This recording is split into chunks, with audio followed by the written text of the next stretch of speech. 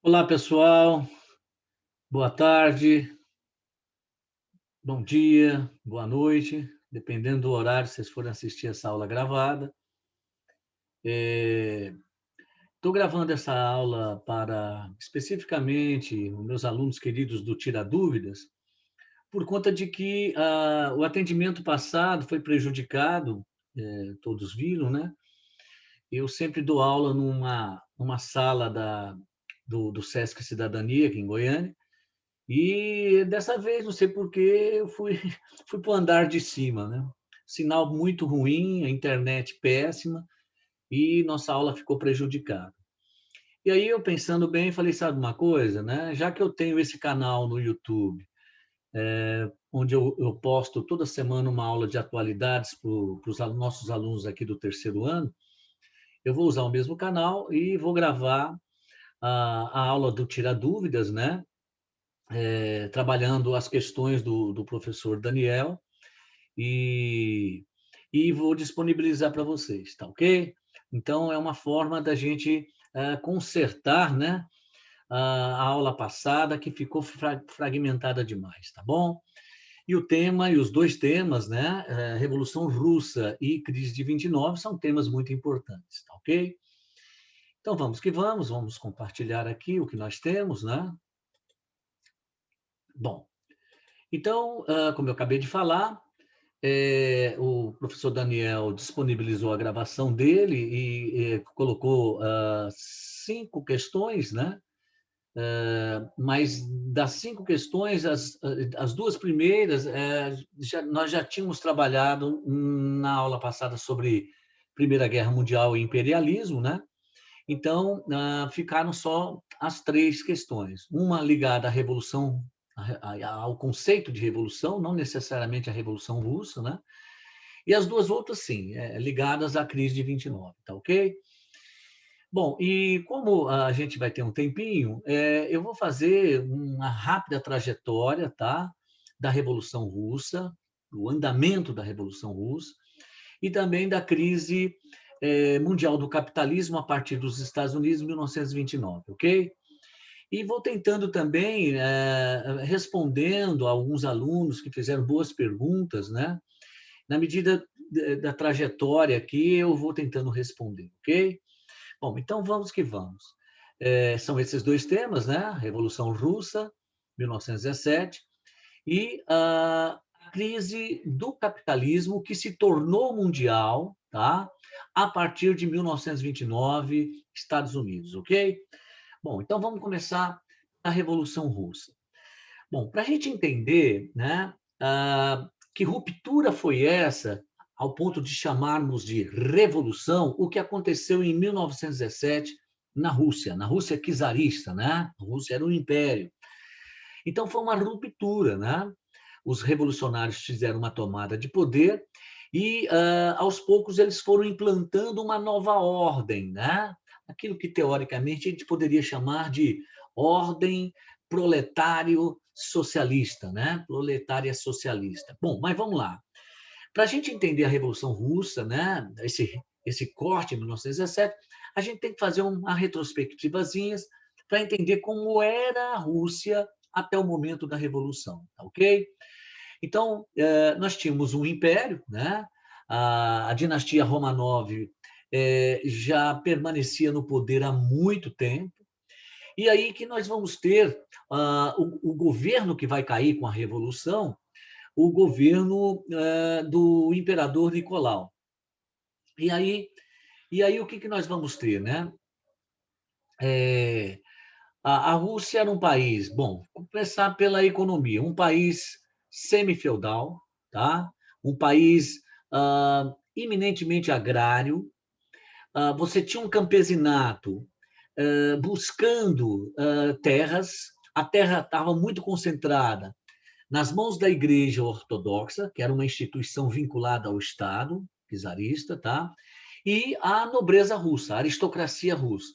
Então, havia um processo de exclusão, de fato, das massas camponesas à terra, o acesso à terra. Então, havia, né, uma demanda por, vamos assim dizer, na linguagem de hoje, uma reforma agrária.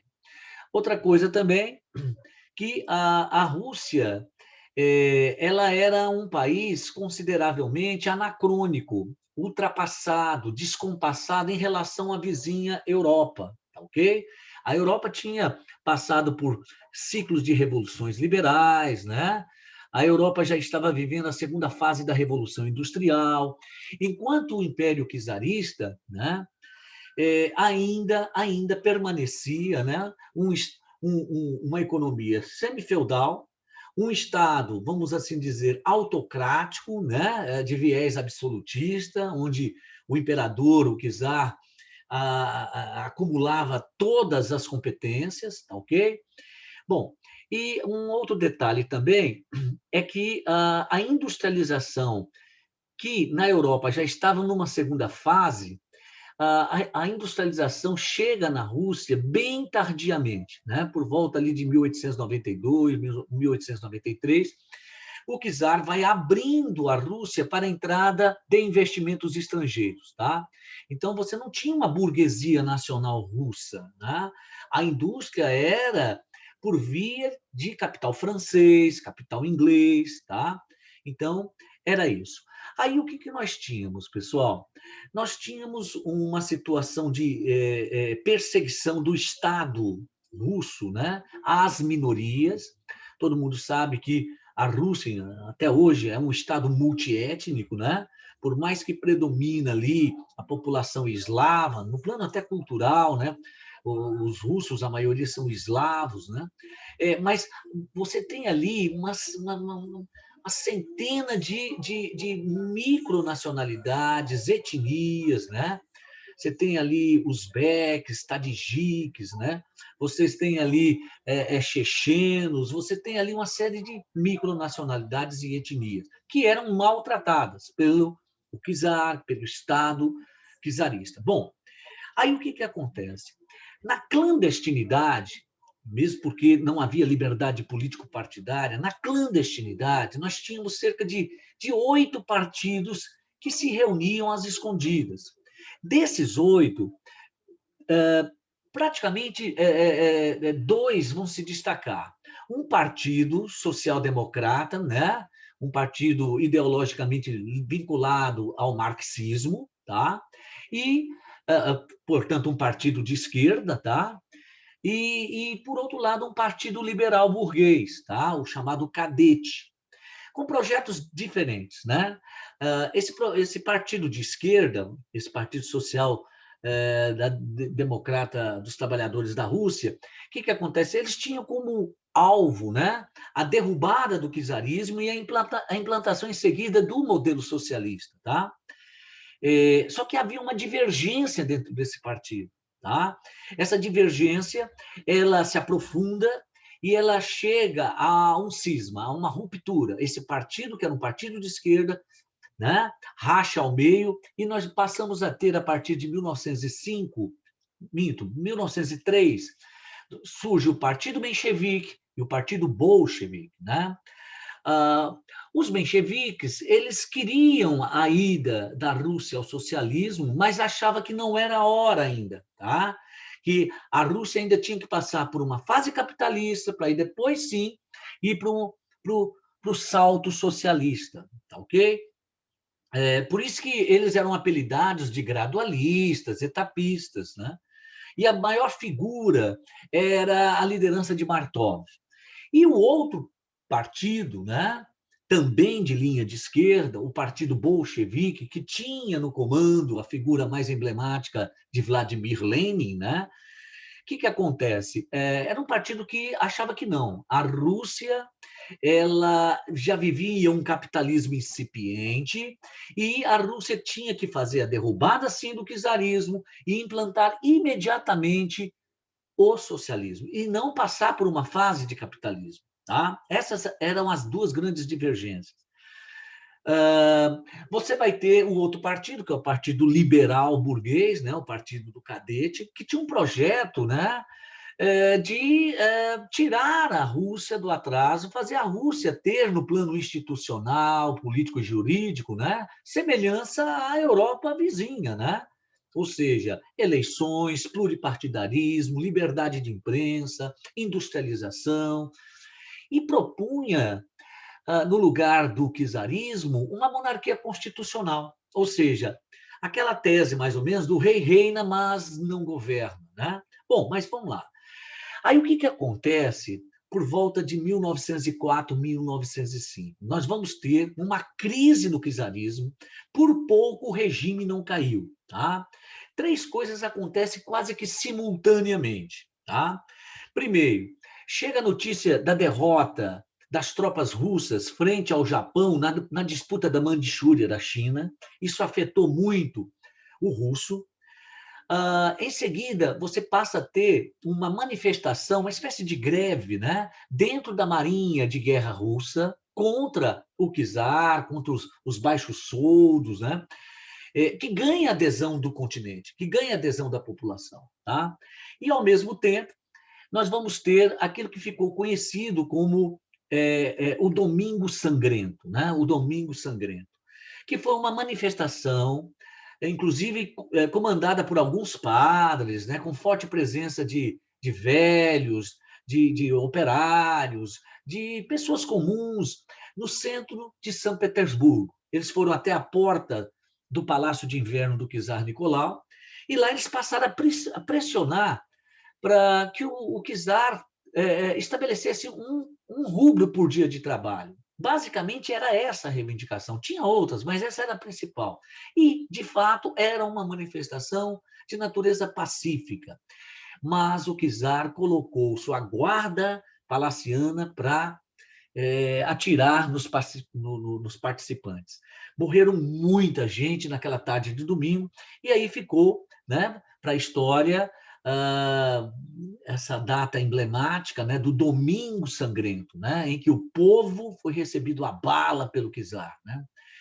Diante desse quadro de instabilidade, aqueles partidos que estavam, né, no esgoto, né, vamos assim dizer, no subterrâneo, foram à tona, foram à luz do dia e tentaram derrubar o czar, tá?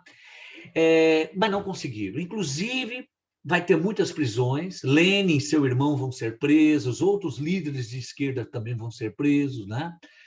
Isso, na leitura de Lenin mais tarde, ele vai chamar a revolução, a revolução que não aconteceu em 1905, de um ensaio geral.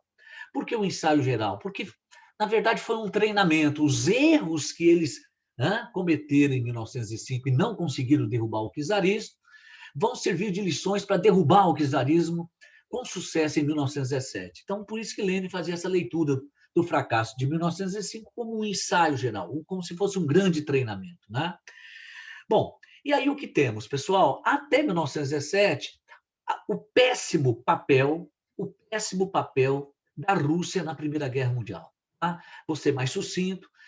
Até 1917, a Rússia já contava cerca de 1 milhão de soldados mortos, não vencia uma batalha sequer. Tá? E fome também dentro da Rússia. Por quê?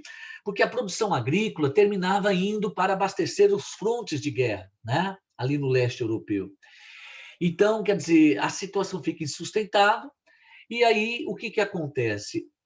Em fevereiro, nós vamos ter a abdicação do czar. O czar, percebendo que não tinha como governar mais, tá? Estava insustentável, já existia um parlamento, a chamada Duma, que o czar manipulava ela, não era só para alguns assuntos a Duma decidia, e o imperador, o czar,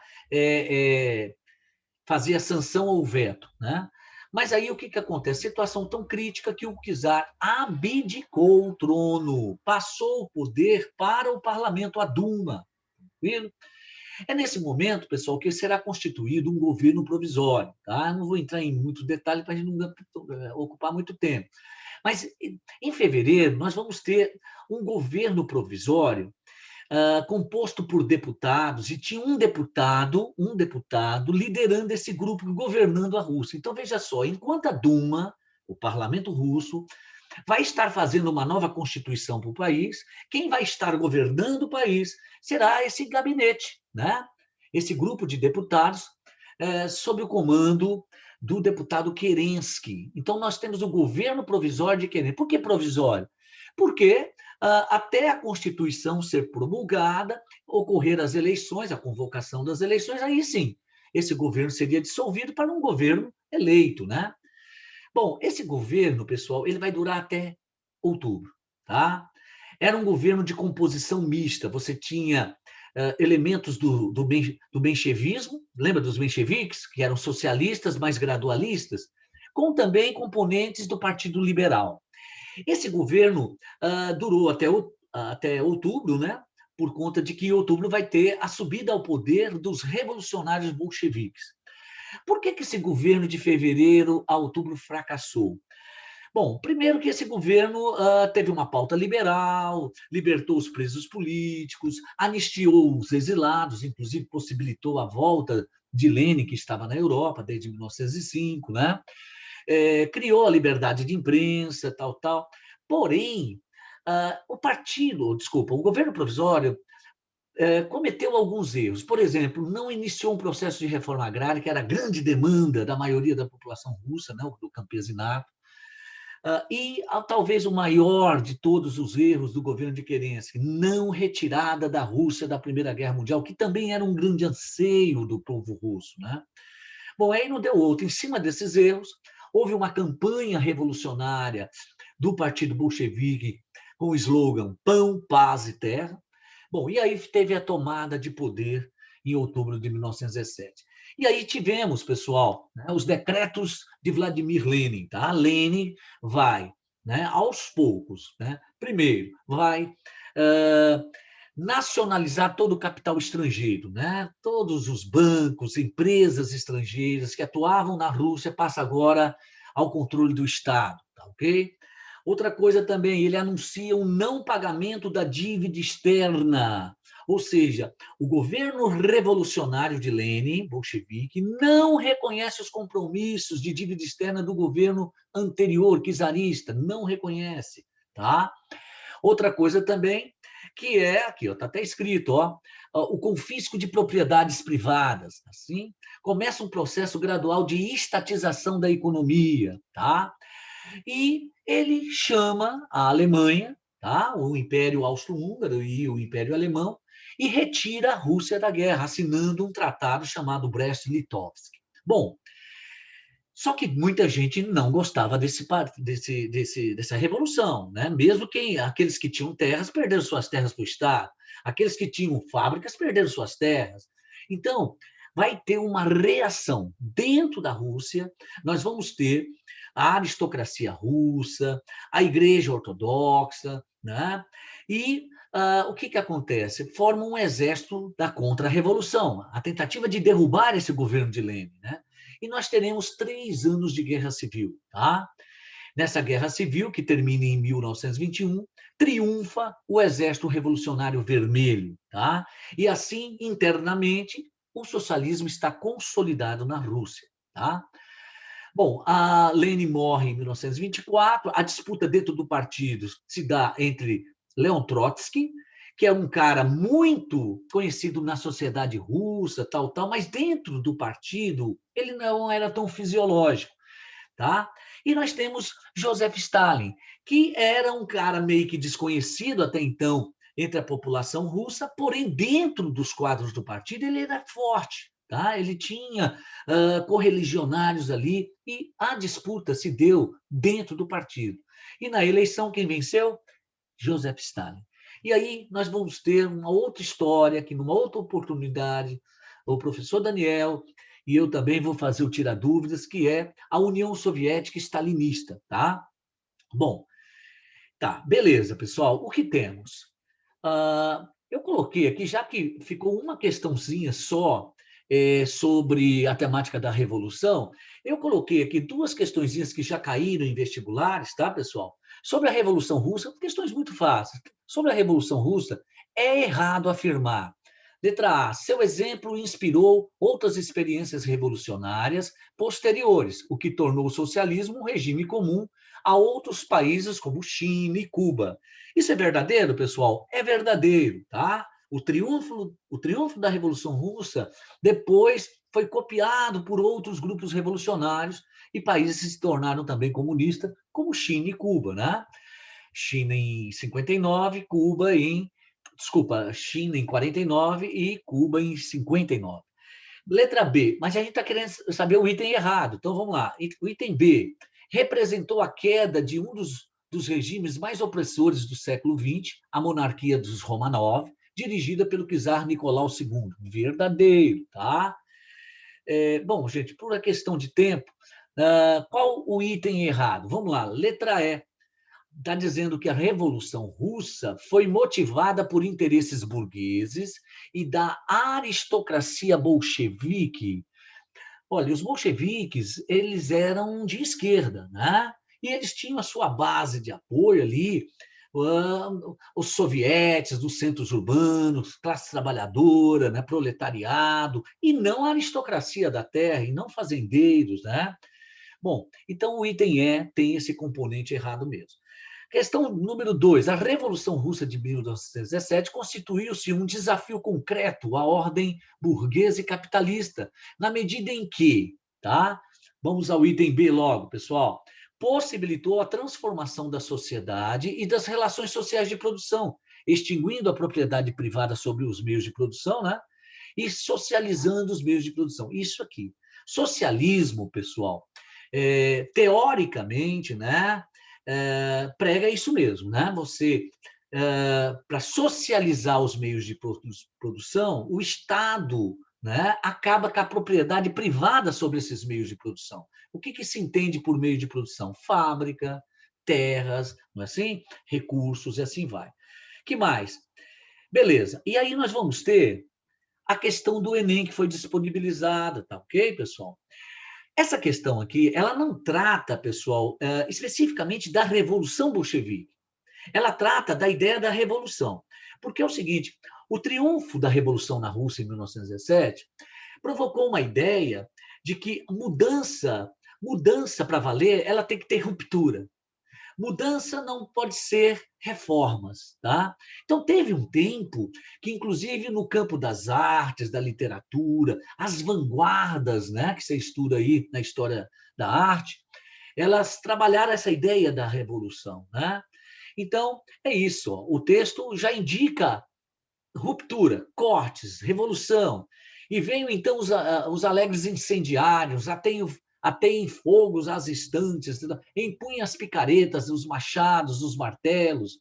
Aí bem, que princípio marcante do futurismo e comum a várias correntes artísticas e culturais das primeiras 3 décadas do século XX está destacado no texto?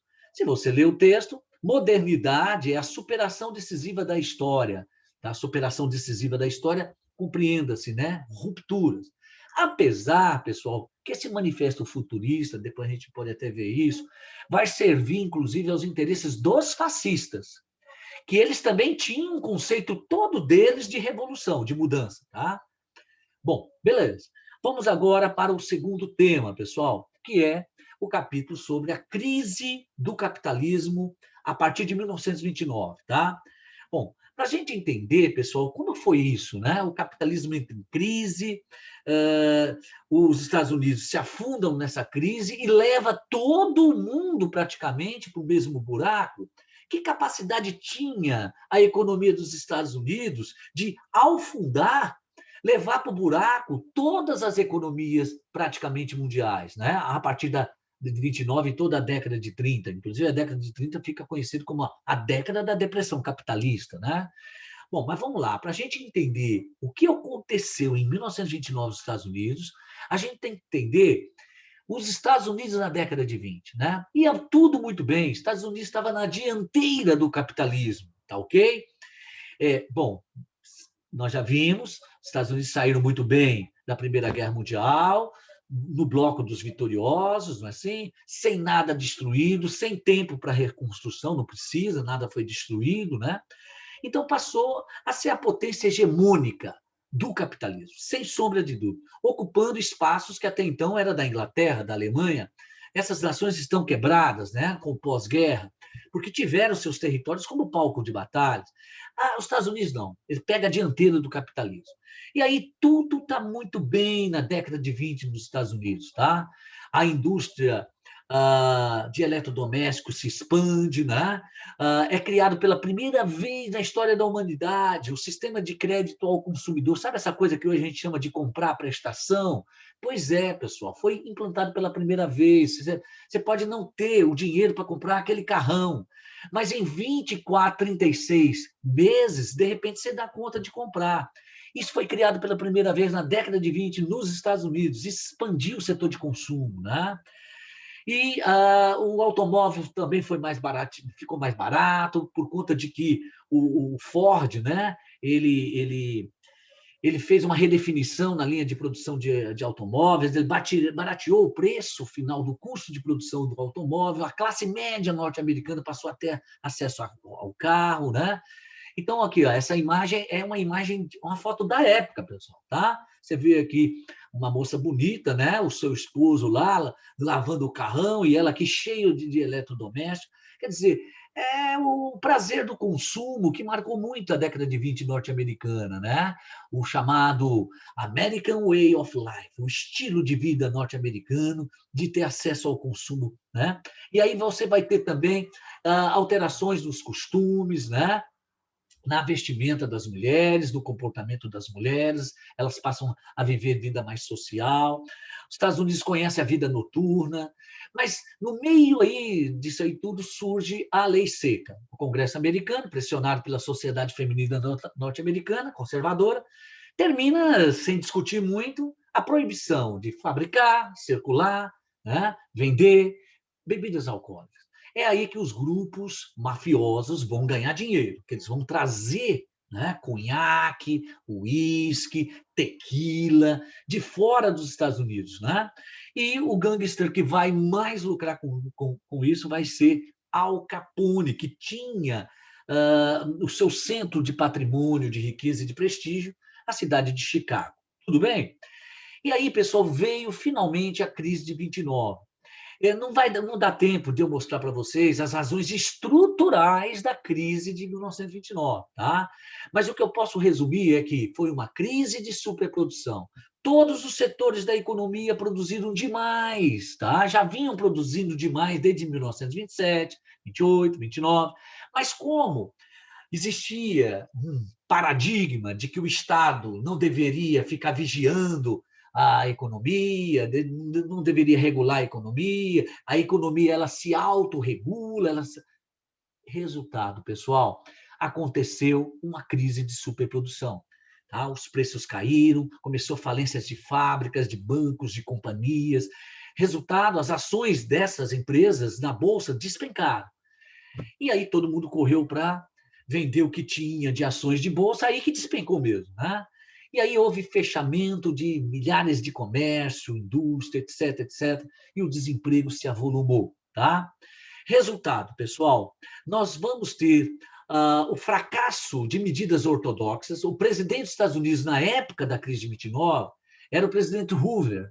Ele adotava medidas muito ortodoxas, né? Como se a crise fosse parecida com outras crises. Né? Não, a crise de 29 era uma crise atípica, uma crise de superprodução.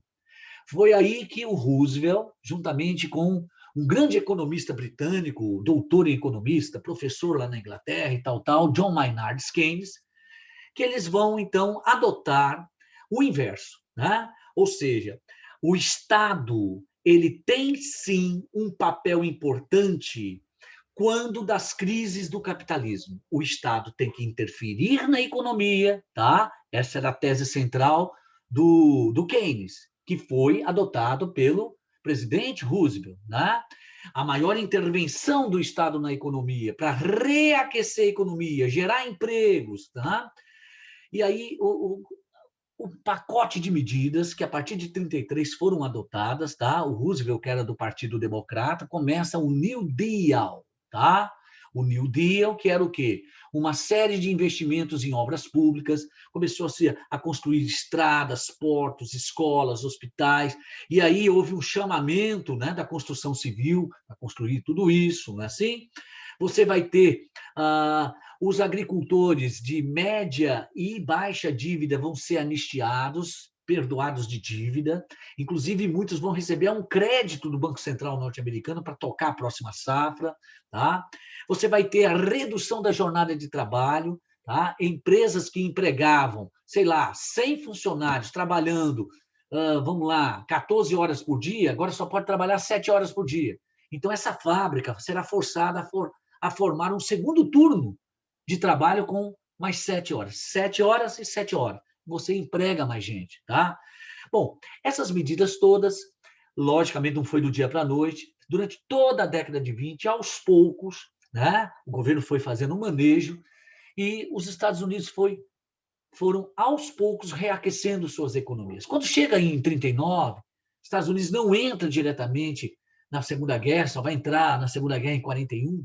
Estados Unidos vai acabar de alavancar, reaquecer sua economia, quando terá que produzir para os países beligerantes. Tá? Bom, e aí nós vamos às duas questões disponibilizadas, né, que caíram já no Enem. Então, vamos lá. Nós temos aqui, com relação à crise econômica iniciada com a quebra... Não. Essas duas questões, pessoal, são questões que eu acrescentei, tá? Aqui sobre a crise de 29, né? Iniciada a crise, né, começada com a quebra da Bolsa de Valores. Letra D, a crise econômica se manifestou através de uma forte desvalorização do capital das empresas, levando milhões de pessoas ao desemprego. E a outra questão, meu mouse aqui parou de funcionar. Bom, vamos lá. A outra questão, a crise atingiu a Bolsa de 29, né? Serviu para demonstrar a crise do modelo liberal, né? Teve um aluno aí muito inteligente que fez uma pergunta muito boa, de alta qualidade, né? Sobre a questão do liberalismo, né? Se o liberalismo entrou em crise e passou décadas em crise, né? Porque o liberalismo ainda triunfa, né? Aí que está a metamorfose, né? O liberalismo ele vai ganhando modalidades, não é assim? Ele vai tendo sobrevivências, até quando ninguém sabe. Então, fica assim, foi executado um programa chamado New Deal, que tinha como base o quê? Letra C, né? A letra C aqui, ó, um conjunto de medidas intervencionistas que ficou conhecida como New Deal, tá ok? Bom, e aí, pessoal, já estamos caminhando para fechar a aula. Aqui nós temos um texto, tá? Depois vocês leiam com cuidado. Meu mouse aqui realmente está brigando comigo. Vamos lá. Agora consertou. Nós temos aqui, pessoal, esse texto aqui, para a gente ganhar tempo, eu não vou lê-lo, mas deixa eu falar uma coisa. Esse texto foi publicado no jornal Gazeta Mercantil. É um jornal que quase ninguém lê aqui no Brasil, mas é um jornal importante. É um jornal puramente econômico e financeiro, tá? Então, um articulista, né, um jornalista lá, ele escreveu, tá? A data é mais ou menos 2008, 2009, quando o Brasil sofreu um susto, né? Era o governo do presidente Lula na época. O Brasil sofreu um susto muito grande, porque os Estados Unidos quebraram. Foi o primeiro ano do governo Barack Obama, né? E teve uma crise financeira lá e respingou em vários países. E aí ficou a expectativa dessa crise chegar aqui, né? Resultado, ele escreve um texto, você vê isso no texto, ele associando uma possível crise no Brasil, né? Mas como reflexo de uma crise mundial. E aí ele cita, por várias vezes, a quebra da Bolsa de Nova York, a crise do capitalismo a partir de 29, que afetou o mundo inteiro. Tá? Ele faz essa relação. Então, pessoal, a resposta não tem como, pessoal, é uma questão fácil. Só que o aluno, aquilo que eu sempre falo, tem questões do Enem que é pura interpretação de texto, tá? O aluno, entendendo bem o texto, ele chega na letra D, tá? Que, veja só, ao citar dados referentes à crise de 29 em um artigo jornalístico atual, 2008, pode-se atribuir ao jornalista que escreveu o artigo a intenção de quê? A intenção de relacionar fatos do passado, no caso, a crise mundial a partir de 29, né? Que resvalou em todas as economias do mundo, com a crise dos Estados Unidos no governo Barack Obama a partir de 2008, que poderia chegar no Brasil. Simplesmente isso, tá? Você não precisava ter um conhecimento profundo da matéria de história, tá? Agora, a 147 é sim, aí é uma questão que exige um conhecer por dentro do capítulo sobre a crise de 29. Olha aí, o New Deal visa restabelecer o equilíbrio entre o custo de produção e o preço. Estou pegando aqui a parte melhor, né? Reativar o mercado interno, revalorizar os salários, poder aquisitivo das massas trabalhadoras e pela regulamentação das condições de emprego, tendo como referência os condicionantes históricos do entre guerras. A crise de 29 está no entre guerras, tá, pessoal? A Primeira Guerra Mundial termina em 18, a Segunda começa em 39. A crise de 29 está no meio, tá bom? E aí vem, falando sobre isso do entre guerras, né? As medidas governamentais descritas objetivaram o quê? Letra E, recompor os mecanismos de acumulação do capital, né? Acumulação econômica, o que é perspectiva de lucro. Foi o que o Roosevelt fez e outros presidentes de outros países da Europa vão seguir mais ou menos o New Deal, né? Por meio da intervenção do Estado na economia, tá? Para reaquecer a economia. Tranquilo isso? E assim, pessoal, finalizamos a nossa aula, tá, pessoal? Estou postando, inclusive, com os slides, tá? Espero ter corrigido, né, a aula que ficou em pedaços da vez passada, tá ok? Um abraço a todos, tudo de bom para vocês, bom feriado.